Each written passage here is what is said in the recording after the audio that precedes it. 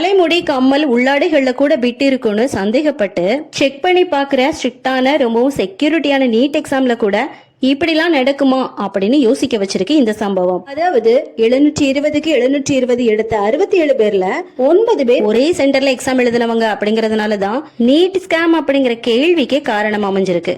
அதாவது ஒரு கொஸ்டினுக்கு 4 மார்க்ஸ் கொடுக்கப்படுது. இந்த கொஸ்டின்ஸை தவற எழுதிட்டாங்க அப்படின்னா இந்த 4 மார்க்ஸ் கூட சேர்த்து -1ன்னு 5 மார்க்ஸா கம்மி பண்ணப்படுது. ஆன்சர்ஸ் பண்ணாம இருந்துட்டாங்க அப்படின்னா வெறும் 4 மார்க்ஸ் தான் கம்மியாகுது. இப்படி இருக்கிற பட்சத்துல சில மாணவர்கள் 718 719 மார்க்ஸ் எல்லாம் எடுத்திருக்காங்க. இது எப்படி பாசிபிள்? இது ஒரு ஸ்கேம் கிடையாது.